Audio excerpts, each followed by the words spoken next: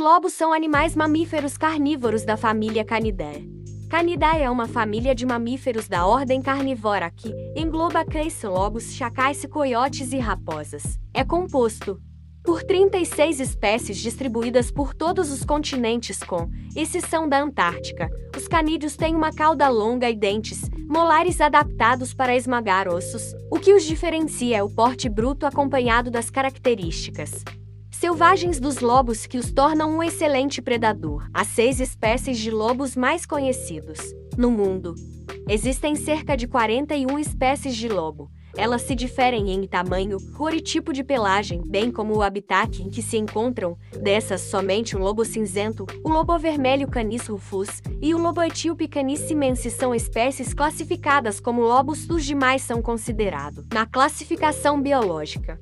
O termo subespécie se refere a uma de 2 ou mais populações de uma espécie vivendo em subdivisões diferentes da distribuição da espécie e variando umas das outras por características morfológicas. Lobo cinzento. As principais características dessa espécie são os dentes afiados, os quais podem perfurar profundidades até 3 vezes maiores do que um cão comum. Além disso, possuem o focinho um pouco mais estreito e são pouco sociáveis com outros mamíferos, preferindo viver sempre em bando. Apesar do nome, o lobo cinzento também pode ser encontrado nas cores branca, preto e vermelho. Lobo do Ártico. A maior parte dessa espécie habita as regiões frias, como o Polo Ártico da Alasca e Canadá. A pelagem branca característica serve para camuflá-lo na neve e trazer-lhe facilidades na hora de caçar suas presas, sendo as preferidas renas e bois almiscarados, por conseguir sobreviver às baixíssimas temperaturas.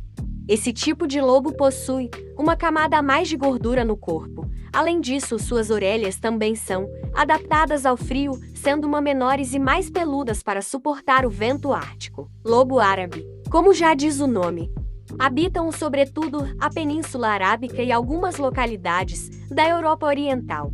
Entre todas as espécies, essa é a de menor estatura, sendo também a menos preparada para climas frios. Possuem pelos ralos e controlam a temperatura corporal somente por meio da respiração ofegante. Lobo vermelho. A espécie é caracterizada pela pelagem marrom avermelhada, acompanhada de uma mancha branca ao redor da boca. Em relação às suas características, são os que possuem a estrutura hierárquica de alcateia mais complexa, tendo uma capacidade de comunicação que vai além de uivos e linguagem corporal. Atualmente, encontram-se em risco de extinção, uma vez que seu habitat natural, nas Carolinas do Sul e do Norte, Estados Unidos, tem uma forte cultura de caça aos lobos, tradição que se fundamentou no medo de ataques do animal desde o período de colonização das Américas. Lobo etíope. A raça é exclusiva da África, sendo a espécie mais dócil entre todos os lobos deserto, porque sua alimentação é baseada na caça de pequenos mamíferos e roedores,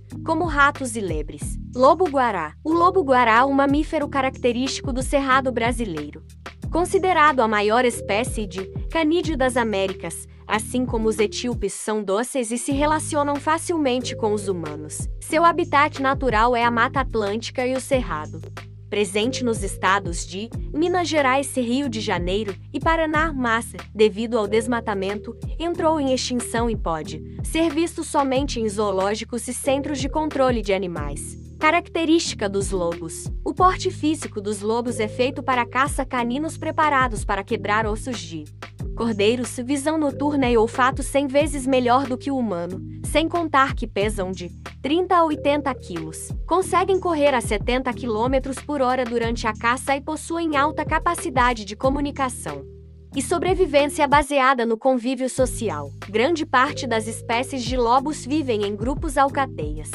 que podem ir de 2 a 1.000 membros. Todos eles respeitam uma organização hierárquica, na qual o macho alfa, que possui maior capacidade de caça, anda sempre atrás para conseguir alertar sobre os perigos e vigiar a trupe. Quando o macho alfa morre, o grupo passa a ser liderado pelo segundo mais poderoso da alcateia, chamado de beta.